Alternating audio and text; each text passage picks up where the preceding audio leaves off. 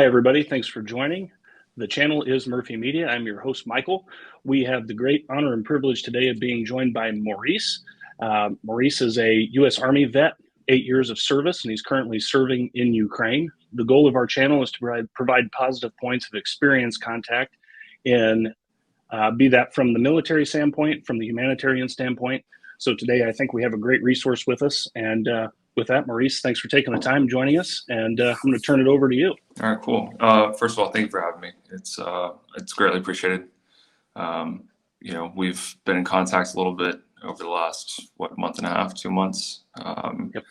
Trying to work to this. Things are good, but things, as any area of conflict, any war zone, any country that's at war, there's always a little bit of chaos that ensues. So, just been working, trying to catch up with you. So, no, and what does work look like when you're talking about being at work? What's a normal day look like? I know it's chaotic. There's not really a set of normal days. Like what I've realized with most volunteers is everyone tries to make themselves useful, the most that creates the most impact. And so a lot of times, depending on the season, depending on military operations, depending on what line of work you fall in, sometimes work is a 2-week cycle or 3 weeks of working on one task and then moving on to something different. So currently I'm in a training capacity. That's the role I'm in right now. I'm pulled back, I'm central, so I'm not out on the front lines. I feel like a lot of times guys, they refer to the front lines, and there's different levels of what the front lines are in Ukraine. You have the 0 line, which is where all the heavy combat and all the heavy fighting is. And then first and second line are typically where guys are on standby. And it's never too far, it's never too close. And then third line is kind of where you're pulled back far enough, but guys can get mobilized very rapidly. And so when guys refer to the front lines, a lot of times they're on the third or the second line, except for those who are actively engaged in combat operations. So I don't typically work on the front lines. I typically work on the second or the third. In a training capacity, I'm typically working with a group of guys anywhere between like 60 to 120, I think is like the largest group that I've worked with on a quick rotation. And so depending on, like I was saying with operations, sometimes you have 10 days to work with guys from ground zero. They just came in the military, they've had a little bit of basic, they've gone through the process and they're officially part of ZSO, the Army. Other times you're working with guys who are coming back off the line and tactics are being readjusted, and you have them for a cycle of up to 2 or 3 weeks. And then when you get to come in inland and you're working with units that have been, like currently I'm working with a unit that was mobilized at the very beginning of the war. They fought in all the initially hit areas, Bucha, Irpin, Hostomel, and they did a phenomenal job. But as with any war, like you lose good guys, throughout the entirety of it. And so a lot of it is helping the military transition the way they want to transition. So, and when you're obviously you have experience in the U.S. military, you're serving in a training capacity now.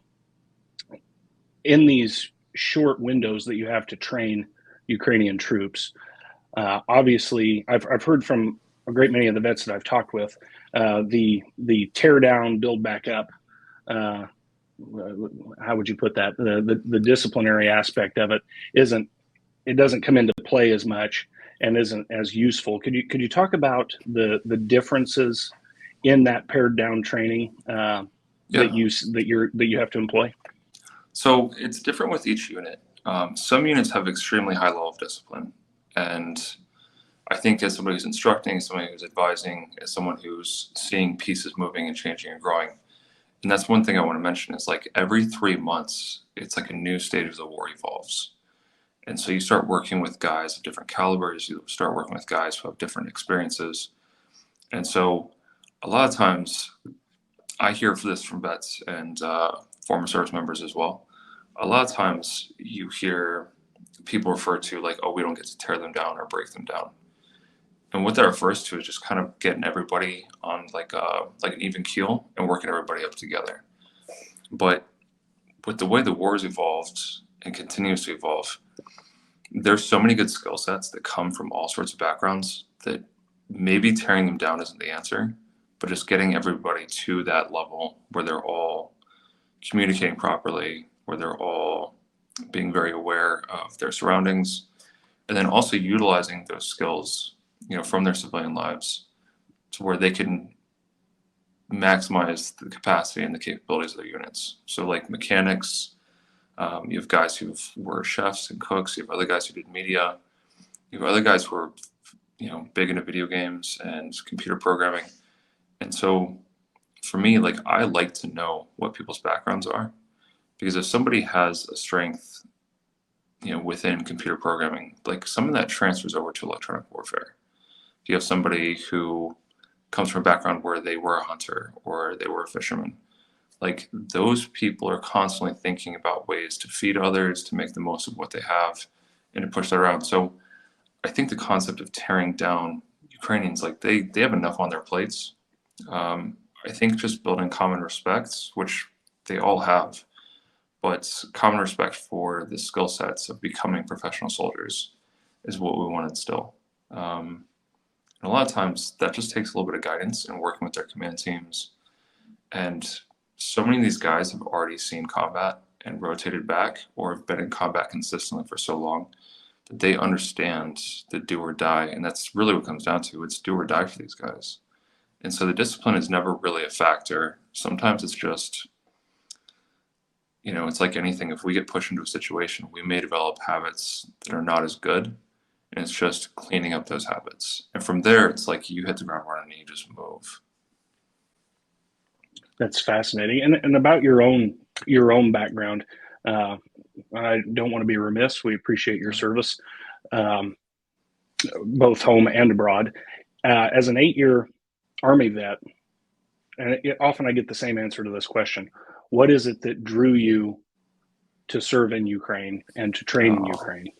That's such a heavy question. When I was in the military, like I was young and I wasn't aware of the geopolitical implications that my work in the Middle East had. But when I went to the Middle East, along with a lot of guys that I know who were here, there were things that we weren't privy to within the military. And then when we got out, we reflected and we looked back, especially for those of us who were in combat.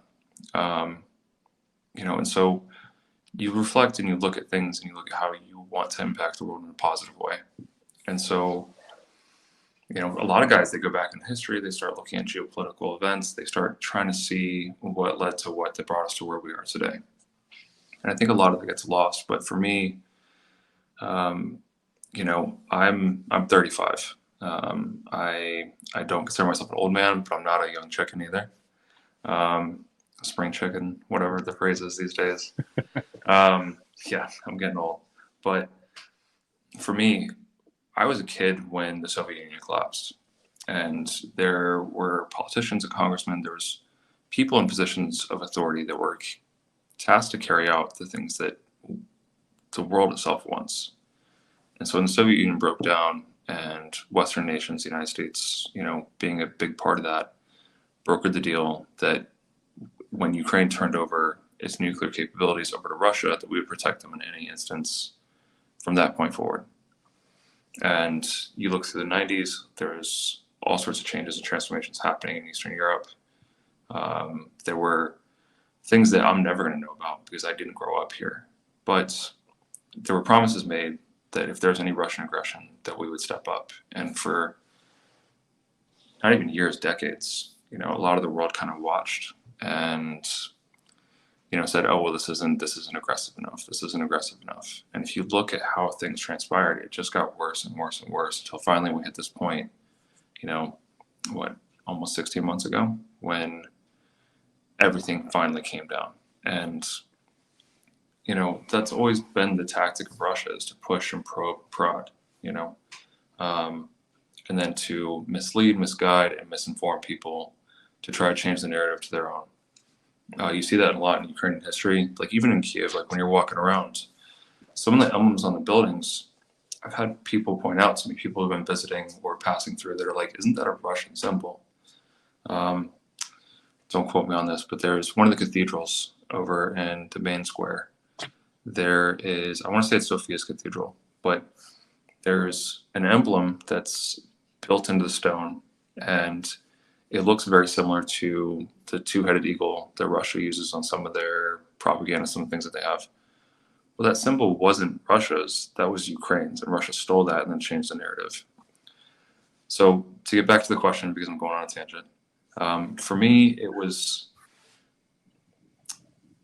I'm an American. I am proud of the work that I've done, but I can't say that I'm okay with there being promises that affect millions of people, and not just millions, like centrally within Ukraine, but around the world. It's global security at this point. I can't say that I sit home, or I wanted to sit home and watch as things unfolded. One day I'm going to be a 50-year-old man. I'm going to have to look back at my life and look at the choices that I made, the choices I didn't make. And so for me, seeing the buildup that started the August prior, when Russia started bringing tens of thousands of troops to the border, you don't do that on training missions, and if we're thinking critically, like, that's just something to pay attention to. And yeah, it could be accounted as a show of force, and that's what everybody hoped. And then they started bringing engineering equipment and digging these entrenchments, and then again, people are like, oh, it's training, it's a show of force. And then they started bringing entire medical facilities, like not tents, not one or two 18-wheelers every so many kilometers, but it was all over the place. And then in December, when they started transporting blood before the Olympics hit, that was, to me, that was a jump off point. Like, you don't bring blood to training operations. You just don't. And so many people told me, like, oh, you're being crazy. Like, you're being paranoid because you're in the military. And I was like, no, I'm paying attention because I'm in the military. Like, I look at the logistics of what it required for Russia to stage and set up for as long as they did. And for me, I couldn't sit home and watch. There was no way. I don't want to live in a world one day when I have grandkids, whether they're Ukrainian American or Ukrainian American, where they ask, like, what did you do when everything happened? And I have to look back and say, I could have done something, but I was too comfortable in my own life. And after the military, like, you come into a sense during the military, whether you love it, whether you hate it, whether it's a mixed bag, and for most of us it is. But for me, there's a brotherhood, there's a connection on a global level where you're trying to do more for not just the people you love and the people to your right and the people to your left, but also you take on a bigger purpose. And so, not everybody's life is perfect. Most of our lives aren't perfect. I've heard some people say that they're running from something. I've heard other people who were going through, life crisis, they're growing through and recovering from alcoholism or some sort of abuse or something that they're going through. And they realize, like, I have a skill set and I don't have a purpose here, and I can do something bigger with my life. I can give, and it's not about the return. It's about giving. That's what volunteering is, and in the military, we all volunteer for service. A lot of these guys didn't have that option here. And I couldn't imagine how we would handle things at home. I can't imagine, like, being in New York City and, Manhattan getting bombed and then people in Brooklyn just going to work. But in Ukraine, people do that every day because they have to. And, I don't. Attention, the air alert is over. May the force be with. It's been going off all day. Apologies about that. But the thing is they don't have an opportunity to run. And, and I wouldn't even phrase it as that, but not everybody who has kids or has a family was able to get to safer areas, and it just goes to show, like, the privilege that we have as being a Western nation. And I think a lot of people forget about how safe we are in the United States. And here it's like we've watched as this has become more and more and more unstable and more unsafe. And so for me, it was multiple parts. It was promises made by people who my parents helped get elected into office, and the United States not following through on their word. And then it was also me wanting to do something bigger, not for my life, but so that way one day when I look back, I can say that I did everything I could within my power to change things for the best. And truthfully, like I wasn't super happy working in New York City, working in film and media sets, and then working as a weapons tech on the side. It wasn't fulfilling for me, and out here, like we don't get paid, but this is the best job I've ever had, pay or not, and the amount of love and hospitality and just acceptance that I've been given, not because I'm a volunteer, but because I'm here doing the best that I can, that does more than pay the bills, and I think for a lot of guys find the same thing, a lot of men and women that are here. So in a nutshell, yeah. No, I think that's great. As we go, I'm taking notes and referring back to some others. In 1994, you've referenced this. There was the Budapest Agreement where it was agreed that Ukraine would give up its nukes, its nuclear capability, and that a series of nations, including the United States, would step forward if there were any aggression imposed on Ukraine by an outside party, namely Russia. And in a world, which you bring that up as a perfect segue into the next question, we can't agree when the SBU is screaming at Western countries, "Hey, they've mined the Novakakovka Dam. They're going to blow this dam," and no, they'll never do that. They'll never invade. They'll never blow the dam. Then they invade. Then they blow the dam. They create a massive humanitarian crisis, an ecological crisis. And now there's reports that they have also mined the Zaporizhzhia nuclear power plant, the largest nuclear power plant in Europe. Seeing that and being on the ground there, is there a way that you can put into words to Westerners, to these people that are saying that it's the Ukrainians, or maybe even that this didn't happen? Can you put that into words that these people are not rational actors and they are deadly serious? So for me, I've been close and involved in some ugly things that, it's just part of being here. But I've seen guys leave the safety and comfort, Ukrainian men, and I've seen Ukrainian soldiers leave the comfort of their own trenches under enemy fire to go recover the dog that they've been taking care of since it crawled in the trench when it was just weeks old.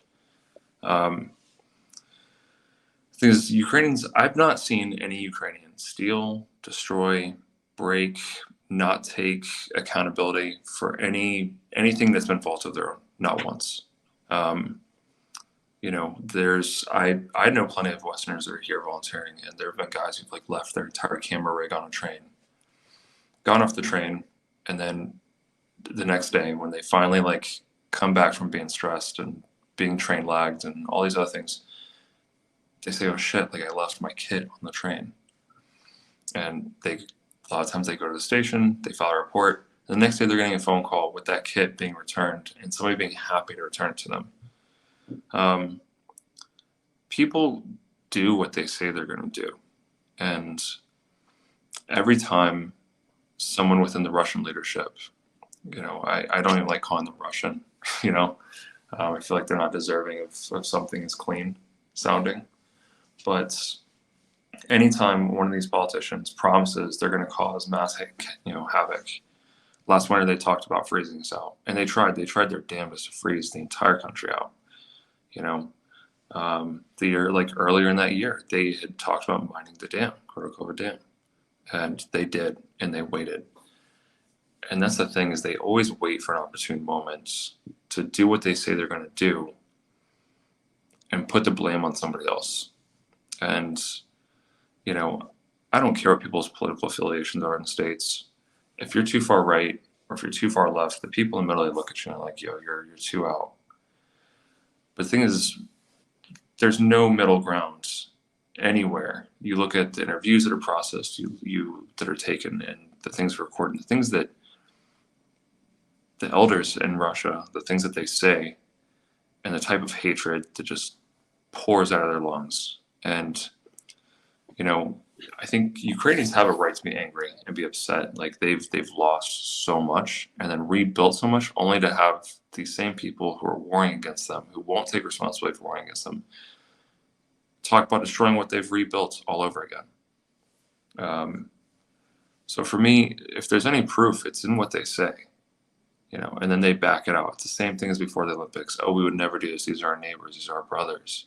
Like, they're your neighbors because they're forced to be, but they've never been your brothers, and, I think a lot of people, I've had people, I went back home briefly for a couple weeks, and I was at Palmetto State Armory, and I was trying to find out if they sold extended magazines for the AK-74 platform that we could start giving to Ukrainian soldiers, because 30 rounds in a firefight, having to reload, like that 10 extra rounds does a lot for them. And in the States, we're really, really finicky about gun control, depending on what state you're in. But here, like, they're at war in their own states and their own neighborhoods, and, in the media, when you hear oblast, for the viewers who are listening who don't know, an oblast is a state.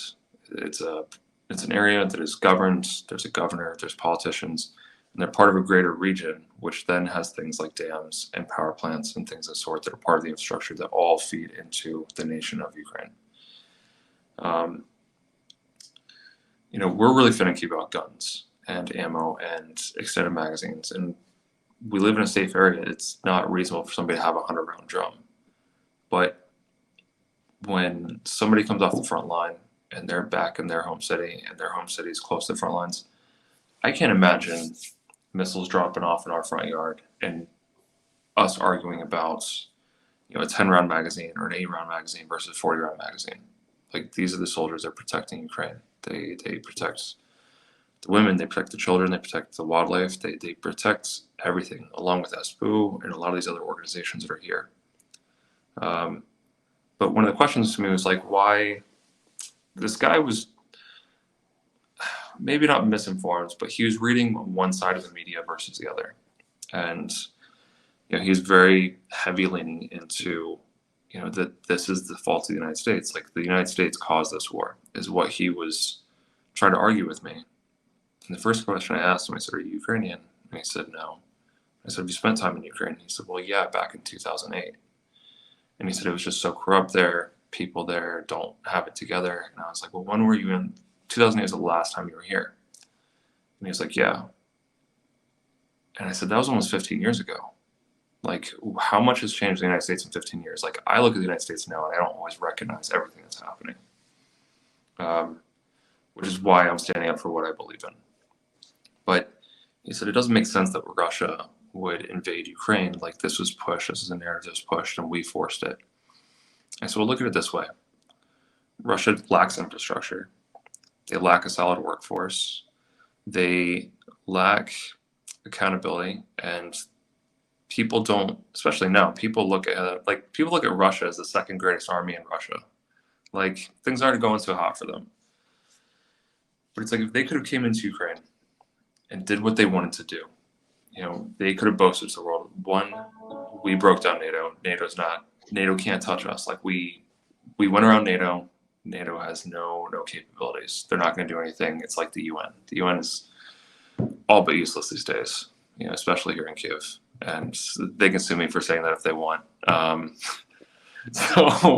But they wanted to break down NATO operations and NATO relations. That's first point, right? Get NATO out of their backyard. And so, what about their sphere of influence? I said, well, everyone has a sphere of influence. Like, that's to say that we wage an entire war in Mexico because the cartel creeps up into California. It doesn't make sense, right? Like, the logic just isn't. It's not there. Bad actors are bad actors. What Russia believes and what they know are two very different things. But additionally, not only would they have weakened the image of NATO, they would have gained a ton of territory in the eastern region that everybody refers to as Donbass. The natural resources and the deposits that are there is what Russia needs in order for them to project themselves into the next 10 to 50 years. Because that's where all of the rare earth gases are. It's where most of the rare earth minerals are. And those gases are essential for creating microchips and the things we need to advance our technology in the future. So that's point 2. Point 3 would be crushing Ukrainian resistance. Ukraine has been resisting Russia for hundreds, if not close to 1,000 years. Like, you look at Kiev and Rus. Like, Kiev and Rus came from Kiev, and then it's like Russia came after Kiev. Kiev is what birthed Russia. It's where the population grew. It's where the next breadbasket of the world was established and cultivated, and culture was built in it, and religion changed dramatically. But for them, it was when they turned around and they came back against Kiev, when they came back against Ukraine. That was them trying to squash resistance, and they've been doing it for hundreds of years. This is just part of their culture at this point. And thankfully for us and the rest of the free world, Ukraine's culture is to resist, to fight back. Like, that's where that whole term banditos comes from. You know, these are the guys, the men and women who just inspire others. And then you look at the way they've used language. You know, with any border, you're going to have some cross, pollination more or less of languages. Like we have it in Texas, it's in California.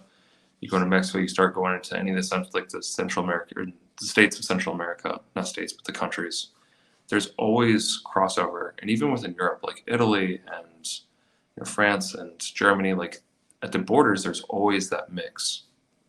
But we look at all the puppet regimes that Russia has tried to instill in Ukraine. We look at, Euromaidan, when, the UN, was, or the EU was denied.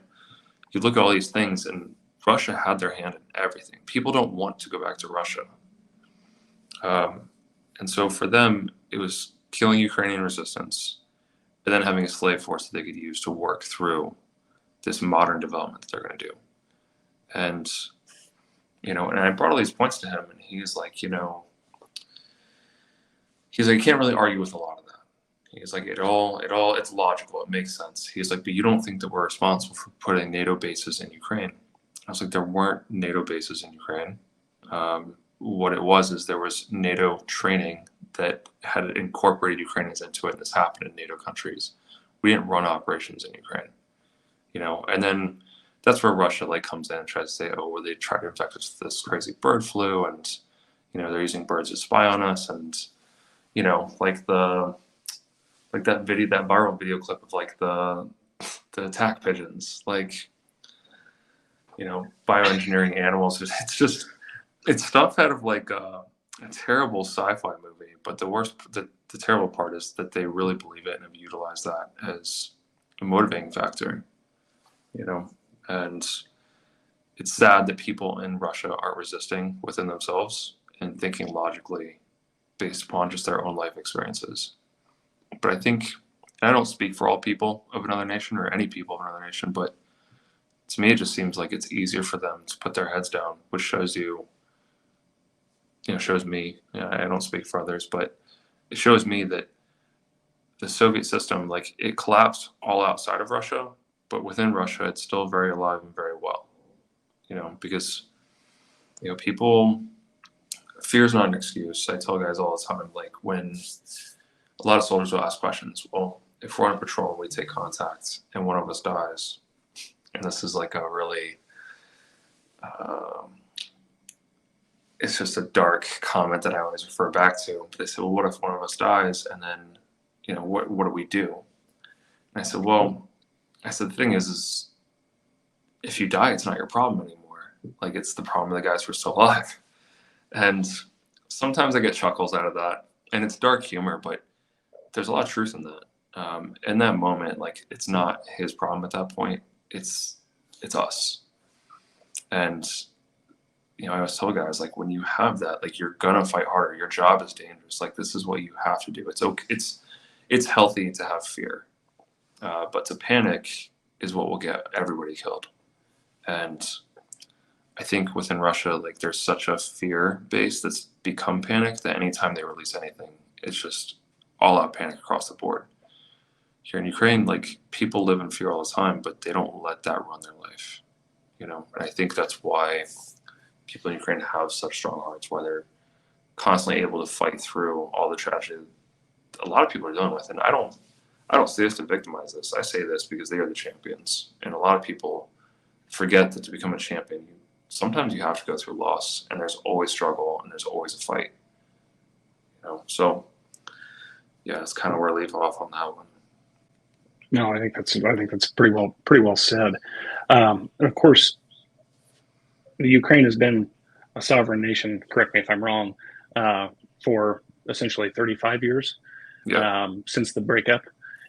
This is the first counteroffensive, or excuse me, the first offensive operations um, when they liberated territory in the Kharkiv Oblast and in the Kherson Oblast. That was the first offensive that they had gone on as a unified country, and now we've heard much talk about this, quote, spring counteroffensive, and there's a need in the West to see gains, to see operational success on the ground. I'm glad you brought that And up. well, I think it's important. We're hearing now, and I know that as volunteers, we're not supposed to talk much about success on the or operations on the ground, but this is more broad. Mhm. We're seeing marginal success on the ground, and we're seeing a pause, possibly to address tactics, so on, to capitalize on further Russian weakness. Can you talk about what we're seeing broadly? That way, we're not talking about anything that we shouldn't be, Yeah. and what the importance of this upcoming offensive is. Not only the importance of it, not only to us in the West, with our very short attention spans, but more broadly to the Ukrainians and wielding this very powerful, the most powerful military in Ukraine right now. Yeah. Okay. So a couple points. Thank you for asking that question. This is something that I don't get to talk about too much because all of us here on the ground are all here on the ground, and so we don't often get an opportunity to talk to family or people back home or have much of a voice. And even so, like it's utilizing operational security is always key. So that's the first point. I think in the West, we have such an appetite for sound bites and video clips. And, going back, I'd say maybe 5 years ago, like people could watch a 30-second video and watch the whole video through. But it's like you look at advertising, you look at the way that we're programmed to take in media, and it's to fill us with as much as can possibly be stuffed in our heads. And you look at people's anxiety levels and all these things. I think people now are programmed for about 8 seconds. And I say that coming from a media background as a photographer and videographer. Something I did is something I wanted to do as a fun job. But, as I got closer towards the point in my career when Ukraine popped off, everything that was being told us was 8 seconds. You have 8 seconds to get their attention, drive your point, and, push the advertising so we can get revenue from it. People in the United States, and it's not just the United States either, it's worldwide right now, but in general, like the level of patience just doesn't exist anymore. And the thing is Ukraine doesn't owe anybody an explanation. Ukraine needs to work. And it's like there's this not an advertisement, this video clip that's going around on social media. And it's all these soldiers, and the camera pans in, and they literally just hold their finger to their mouth, right? And it goes to the next soldier, the next soldier, the next soldier. It's because plans do require silence. Like, there's so many things that could have been done differently, right? And a lot of people want to point the finger at Ukraine. And I have a hard time being here on the ground, seeing the morale, seeing the interest, seeing the motivation that these men and women have. A lot of people want to point the finger at Ukraine, and I think everyone's doing it the wrong way right now. So during war, like in Iraq and Afghanistan, there were so many things that were never, ever discussed in public platform. There are things that were handled within these villages, these areas of operation we worked in. And we operated in as much silence as possible because we had to. And I think people forget how loose civilians who don't come from a military background, which is most of the consumers, is a lot of it's like, I apologize for my vulgarity here, but it's fucking war tourists. People who, have played Call of Duty in Battlefield and whatever online war platform they've played, and they think because they talk over headsets and head mics and because they talk about formations that they've read about in a Tom Clancy book, like that's how it goes. Like this is not going to be a war that's resolved overnight. Everybody thought 3 days, and everybody said, oh, 3 months, and everybody said 9 months, and everybody said a year. It doesn't work that way, because while we in the West sat and debated about what type of equipment to send, how much equipment to send, like Ukrainians had already been trained. Like there were so many guys that had gone through these NATO training operations back in 2014 and 2011, and all these other ones are in the news that nobody paid attention to. We had guys who knew how to operate the M1 Abrams. We had guys who had been trained on Leopards. Like they had already had the capabilities. Now, the other thing that I thought was insane was that every time we had a new piece of equipment, and we still do this, every time we have a new piece of equipment, every time that we're going to train new personnel on a new type of platform, it's announced. And I don't know what people think that Russia does when those things happen, but it's like there have been so many reports of Russians going into Poland and trying to sabotage supply lines, and other countries as well, sabotage them before they even get here. Now, if that's not a requirement for silence, I don't know what is. It's not the men and women that are working on a military level with the senior, like the highest level. I don't mean like, a battalion sergeant major in the United States. I mean like the head of the entire regional force and whatever brigade combat team or whatever group of brigade combat teams, like they need to know certain details because they're the ones who have to allocate the equipment, right? Our politicians who are in direct contact with the politicians here in Ukraine who get real-time, real live information, they need to know what's going on. The people watching Instagram or, watching whatever web platform or web base that they have that think they are entitled to know what's going on here, you're not. Like if you want to know what's going on here and you have a skill set, bring your ass and come do something versus sitting back home and like ripping things apart.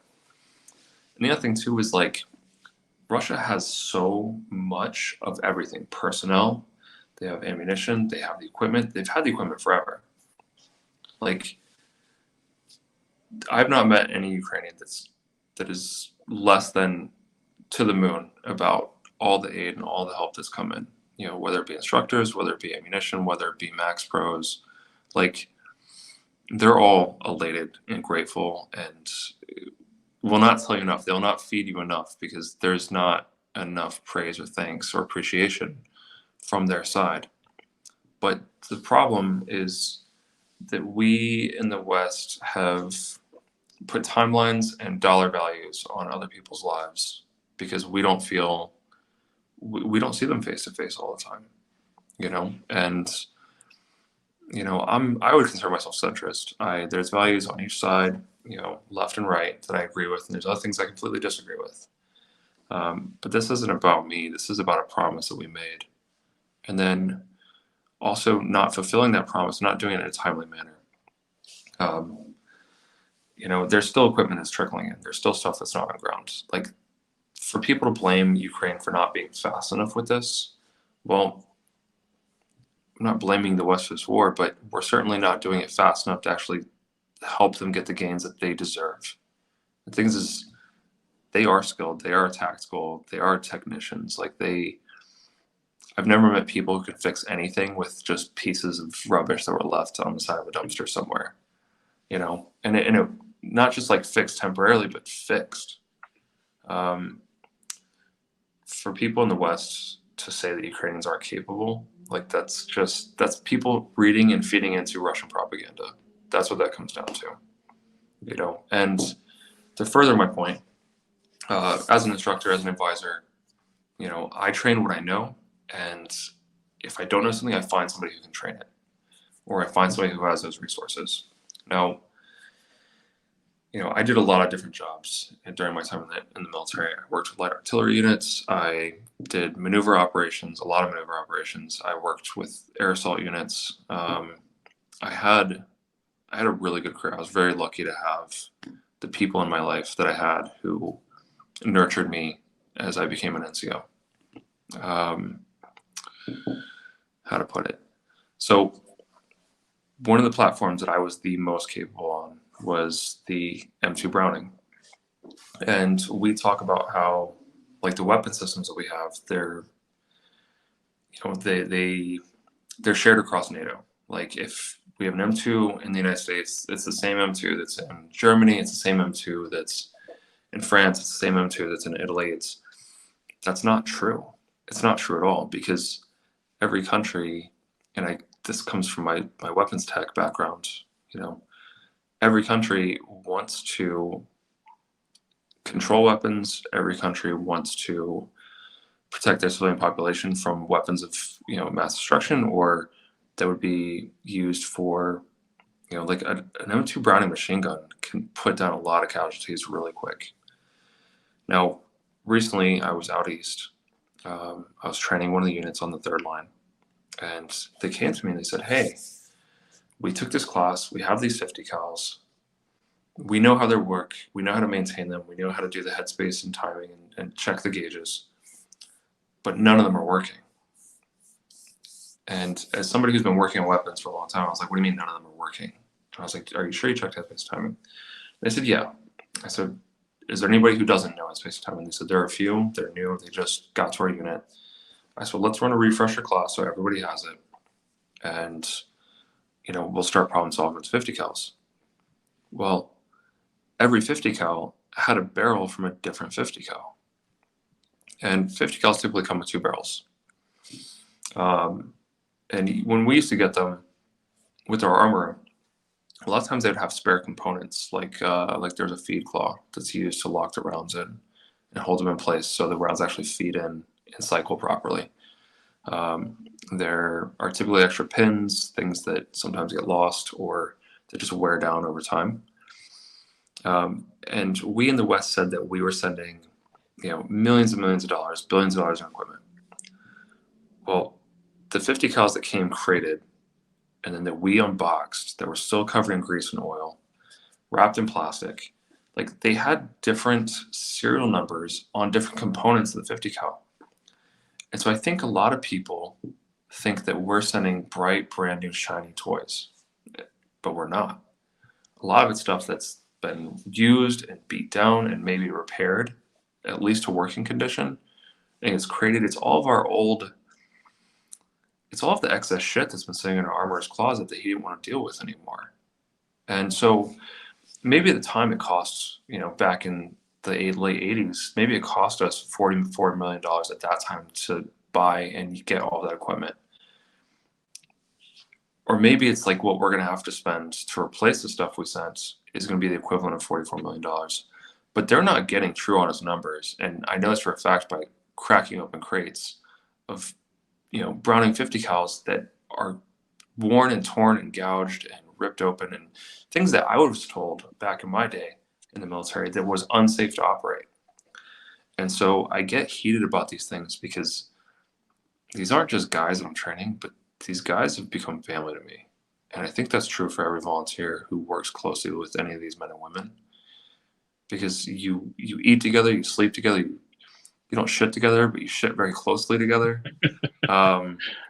You go through the bonds of war, and it's not like what we have in the United States, where even on like some of the worst bases, when you're in observation points, like where you have a water resupply every day or every couple of days, where we have helicopters that can drop off, like a 777, or logistically, like, we haven't done our part. And it's not just the United States, but as a whole, we haven't done our part to give them the appropriate equipment. We give them equipment, we give them, and I would say that a lot of it is more of show for people in the United States. It's one way for one politician to play against another, whether it's right or left. I think people need to consider the fact that we're coming into an election cycle, and if we can put out and show pictures of, tanks or, howitzers or whatever it is that is getting dropped off here, like in a picture from far away, it looks great. When it's being unloaded off of, a C-130, it looks great. But it's not until you have it in your hands and you're training people and you're finding out what's actually wrong with these systems that you realize like a lot of this stuff it's a lot of leftover trash, and Ukrainians are taking stuff apart and putting it back together to make it work. And but those days and those weeks that they spend sourcing parts and repairing things that should have been in better condition anyway, like that's weeks and time away from them training, from them getting what they need to make this whole operation go faster. And so, and the last point I'm gonna make on this is the entire time that we were waiting and debating and sending things through logistics and waiting for Ukrainians to finish up training, and then shocked that Ukrainians figured out the Leopard 2 in a matter of weeks versus being several months. Like, they want this. Like, this is their home. They're not backing down. But all that time that we as the West wasted, we just gave Russia more and more time to continue fortifying their positions, to keep digging in. Well, that's what happens when aid is needed and you play around, or you sit, over a 2-week period debating on what type of aid to send them. Send them everything they've ever trained on. That it's simple. But for a lot of people, like, everybody wants to make it complex because there's money in complexity. And so I wouldn't say it's that the Ukrainians aren't doing a good enough job. They're doing fantastic, man. But this is the reality of war. Like, they're fighting the hard fight that other people don't have to. They're gonna lose equipment. Things are gonna break down. I know guys who got hit in a Max Pro by 2 tank runs and then an RPG. The Max Pro couldn't move any further. They're under heavy fire. They moved from their position to another position so they could do a counteroffensive in that moment. And then while the vehicle was burning and on fire, they went back and recovered every piece of sensitive equipment out of that vehicle. And then got it safely away from the Russian positions that were moving in on them as they were doing it. So these are things you don't hear about in the news. In the news, you see old ruins of Bakhmut, you see the photos of Izium, you see all these things. You see the Korokova Dam, and like you said, a year ago, almost a year before they blew it up, like, they talked about mining it. Now they're talking about the Zaporizhzhia power plant. Like, how long has Russia had the Zaporizhzhia power plant? They've had it this whole time. And in Ukraine, like, everybody's kind of been forced to shy away from it because of the ecological disasters that would occur, and the millions of people that would be affected if something happened to that plant. And if you don't believe that Russia would blow it with their own troops inside, just to cause issues, just to contaminate the land, Kurokova Dam was all you needed. That's all the proof you needed. And they've talked about blowing the Zaporizhzhia power plant before. Why people would listen to somebody talk about doing something and then watch them do something and then say, I can't believe that somebody did this. Like, it's mind-blowing. Well, and I just, as you were talking about this, and something that fascinated me, I just read an article the other day that everybody was blown away when the Kinjal, I just lost my the Kinjal, the cruise missiles, when I know when a they lot shot of people them were down. like, people are blown away by the Patriot system. I've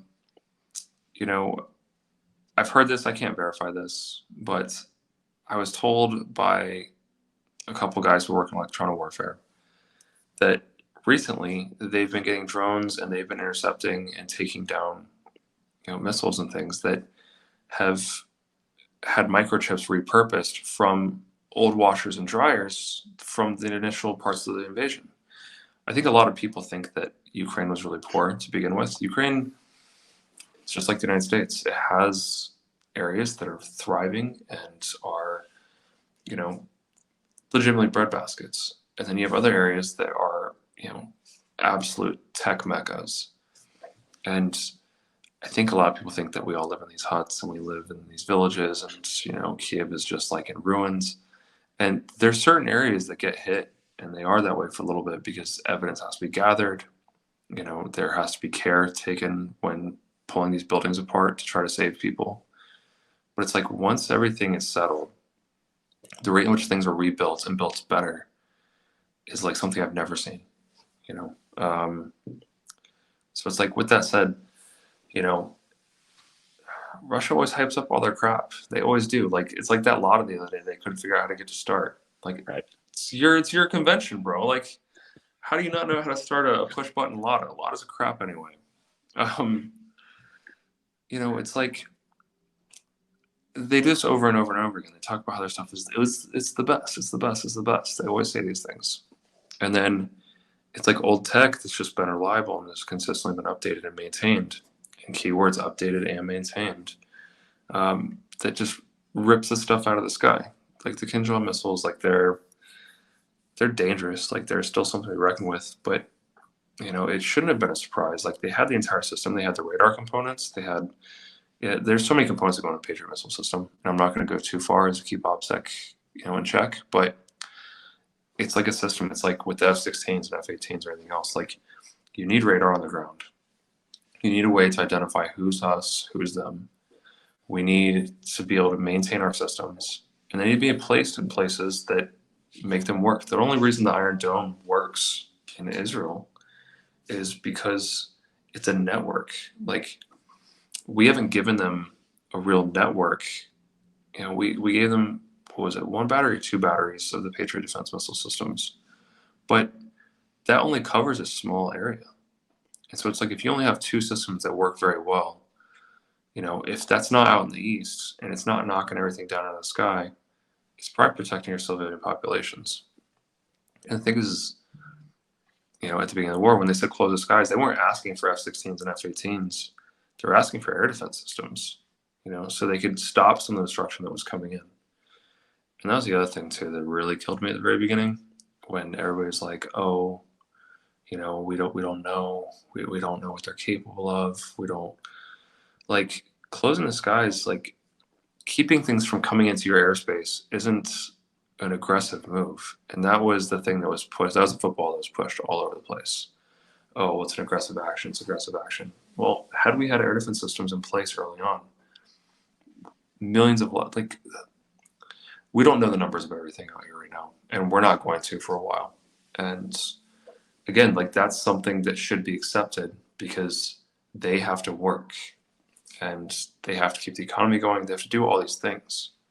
But it's like, by us not giving them what they needed when they needed it, that cost thousands and thousands of lives. Like so much Ukrainian blood is on the hand of the West for not doing what it was supposed to do. You know, and it all goes back to the Budapest Agreements. You know, and if anybody wants to argue about it, like, please read the entire agreement. And then if you have a counter argument that makes sense, like, come to me. Like, we can talk. We can be friends. We can have different points of view. But with that said, like, people should educate themselves a little bit better before they start throwing around some of the information or the misinformation that they've started to just take on and take on. And if the big thing is, I always hear, oh, I read it on the internet. I read it on the internet. I read it on a news article that I read on my phone.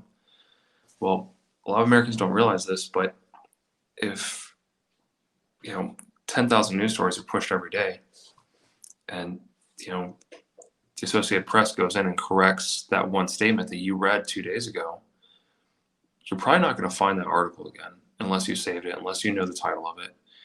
And 2, you're probably not going to read it again to see what information either A, they redacted, or B, corrected.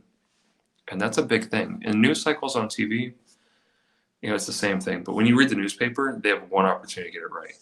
You know, I think if you're reading about things in Ukraine, it should come from a newspaper, a news source that is reputable. And you should not read just that one source, but bounce off of not only sources you agree with, but also the ones you disagree with. Because somewhere in there is the truth. And that's where the logical thinking comes in. I think that's very well stated, and it's something that fascinated me. And I forgot the term hypersonic. That's what I was reaching Yeah, for. the hypersonic missiles. What fascinated me was, as you mentioned, the West was blown away with the speed at which the Ukrainians, I believe they trained at Fort Sill, learned the Patriot system and were able to effectively operate it. And then here recently, I had read that it was the Ukrainian military that was able to mess with the computer and made the Patriot capable of shooting down the Kinjal missile, this much feared weapon that the Russians have. I mean, and something to expand on something that you brought up earlier, and I just ran through a couple of different nations. Japan fields the Type 10 main battle tank. South Korea, the K2 Black Panther. Poland is fielding a hodgepodge of all kinds of different tanks. They've got the Leopard. They're buying M1s. There's talk that they're going to purchase the Merkava, the Israeli main battle tank. We have the M1 to go on. The Brits field the Challengers, so on. Is this a really good time for NATO? And I know this doesn't deal directly with Ukraine, but a conversation spawned from it. Is this a good time for NATO to take a look at what we're doing? Why do we have all of the, you were talking about interoperability in forces, to say, hey, maybe we need to sit down and have one system. There's 2,000 Leopards that are available. We've been a little stingy with the M1s. If we have this situation come up again, you have a huge logistics issue where Ukraine is now fielding T-80s, T-72s, T-64s, T-55s, Challengers, Leopards, M1s eventually. Is this a good point for NATO to sit down and have that sober conversation amongst countries and say, maybe we need one. We don't need a French Leclerc. We need to all adopt the Challenger. So yes and no. I think having some conformity to it all is what's supposed to make everything work, right? But it's like the M1 Abrams they're amazing tanks, but the Challenger 2s have them beat, maybe not across the entire board, but as far as the type of terrain that we're fighting on, the M1 Abrams, if it gets a little wet out here, the soil turns to, for all of my guys who are in Iraq and Afghanistan, or Iraq in particular, during the rainy season, that mud came up to your knees because you just sunk in it and you had to keep moving and you had to, basically kick as much of this mud off of your fatigues as you could because it would weigh you down and slow you down. And I was a 240 gunner at the time, dismounted. And that was one of the biggest things. It was such a heavy weapon system to be moving with. It's a great system because it puts down a lot of fire. It's very accurate. It's very reliable. But getting in place with that system in the rainy season, it was a nightmare. And that's the thing, is the M1 Abrams is going to be great for a lot of different things. But in the wrong circumstances, the wrong environments, it's not all going to work. And so there needs to be some interoperability, of course, but there also needs to be things that are specialized for specific types of environments. And, I don't claim to be a master about, all mechanized equipment. But, going to just heavy machine guns, the inoperability and the inability for a shared weapon system to be, how to say, configured the same way so it's the same training across the board. That on a lower level, that needs to be, in my opinion, that needs to be consistent across the board. When it comes to specialized equipment, mechanized equipment, Patriot systems, you look at, different air defense systems are getting, if there was software, if there's a way that we could build it all to work together with NATO, then that would be great. But there's also the risk of that information getting to the wrong hands and then our system not working across the board. So I think there's some built-in safety features with it, but I think there are also there's some features in it that make it very, just not user-friendly.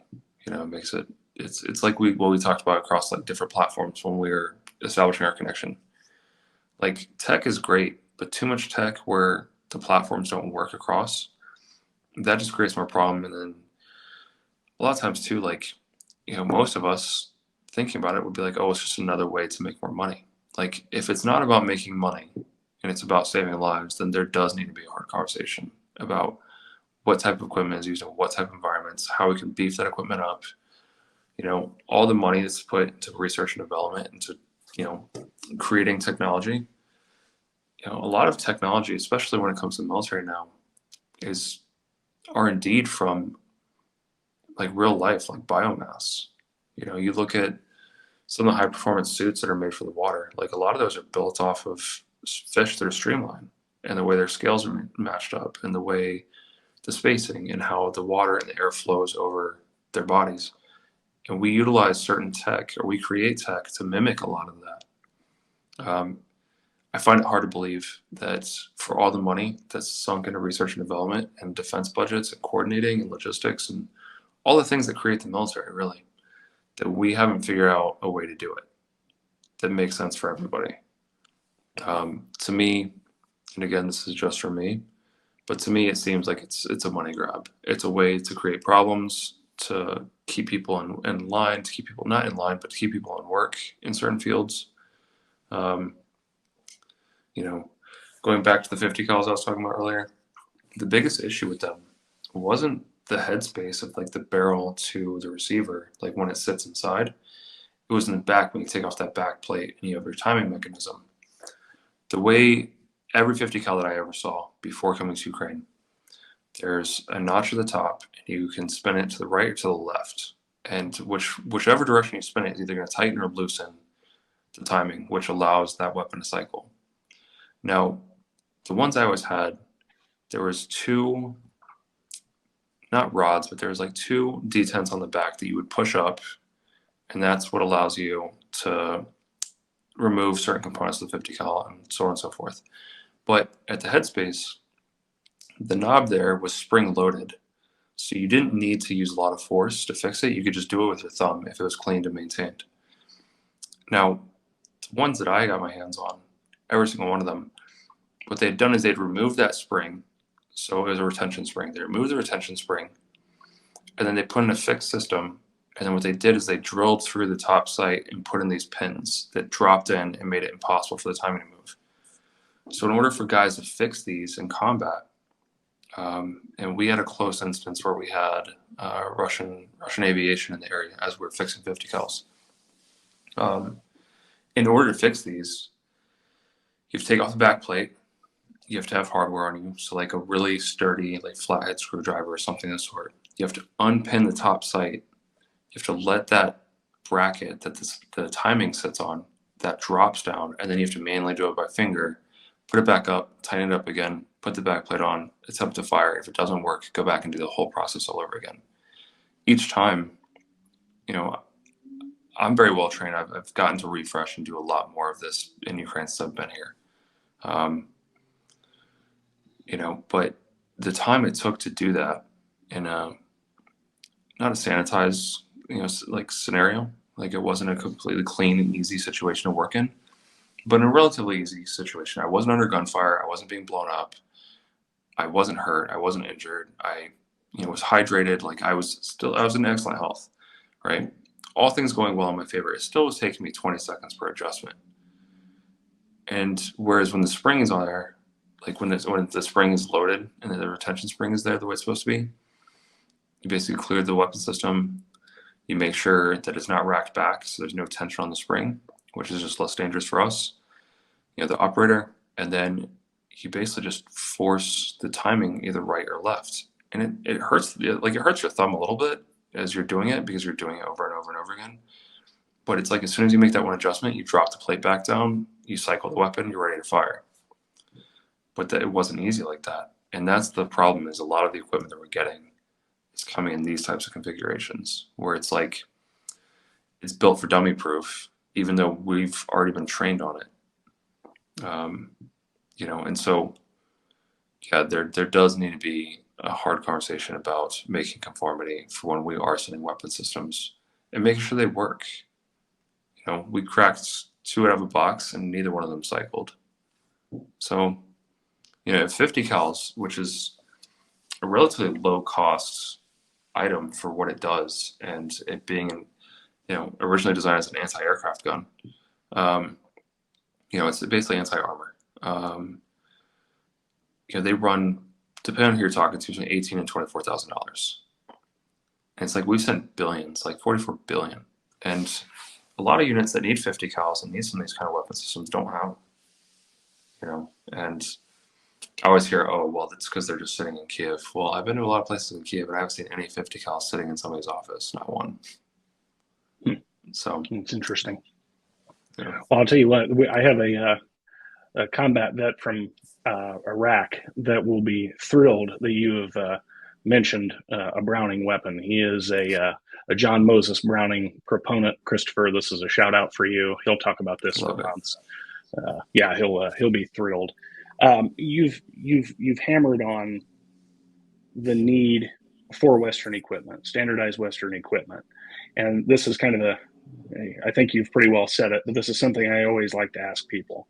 If you could sit down with the President of the United States, with the President of Poland, the Prime Minister of the UK, I think I know what your answer is going to be. What is the message that you, Maurice, someone who is actively training troops, who has seen the condition of this equipment that's coming in, what is that? What does that conversation look like? Just treat them like our own. Like they're not. That's the things they are. Like we're all in this together, and that's what it comes down to. And the blood isn't on our backs. It might be on our hands because we're not getting them what they need when they need it. But they're the ones who are losing their lives. They're the ones who are sacrificing everything to have what we promised them to have. I don't think my conversation would be so kind-hearted if I had a face-to-face with any of those men.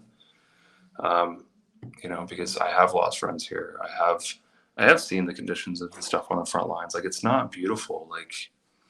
And it didn't have to be that way, but it all comes down to, like we talked about, is following through and doing what was promised. Like, I don't care if somebody made a pact 30 or 40 years ago. If there's a timeline on it, it would have had an expiration date, and there are contracts and treaties that are written up that way, but that wasn't one of them. So for me, it's get them their fucking weapons. I think that pretty well sums it up right there. That's it. No, and is there anything that we've missed that we haven't captured that you want to put out? Like I said, I want to make this as much about the volunteers as possible. Any information that you want to put out to anybody out there, family, friends, people in the West, whatever it may be. So everybody I know who's volunteering has contacts here in case something happens. If we're being quiet, it's because we're working. That's really what it comes down to. I work very closely with volunteers, and it's everybody's doing a little bit of everything. Like you have some people who are in Kherson still, like doing cleanup. You have other people who are pushing, very close to the front lines, who are working directly with units and getting them ready for certain offenses or assaults or pushes they're getting ready for. I know earlier you mentioned the pause. I don't have information I can share about the pause, because the thing is, a lot of times when we need a moment to regroup or recollect, what we're taught when we're on the offense, like when we're on the defensive, when we're being attacked, we're trying to switch from offensive. Sometimes all you can do for a minute is return fire, change to a better position, and then re-engage. And I think people are forgetting that that's happening all day long, every day. Pause or not, because the Russians don't stop, even on their own pause, even over Christmas this past year. The first thing they did is they started lighting up cities. So with that said, volunteers are working just as hard to support the military and humanitarian operations. But we're working hard to support the people who are doing the work. Like those guys, those men and women, those are the heroes. Us volunteers, we're here because we volunteered, because for a lot of us, Ukrainians, we come home. So, yeah. To anybody else that's listening, just, take care of yourself. Make sure that you're getting a full picture, not just what the news is peddling to you. And if somebody's taking an actual side on any sort of news outlet, they're not reporting news, they're reporting their opinions. News is supposed to be non-objective either way. But yeah, if we're being quiet, it's because we're working. I think this has been a very good conversation. We have what I like to term a niche audience here, and it's for the people that are really dialed into Ukraine. I would like at some point to be able to get your voice out to tens of millions of people. So maybe this is the one that does it. Who knows? But, Who knows? Yeah, it's the more points of contact that we can create to battle that kind of opinion journalism, I'd say, is a positive. And you always have a place here.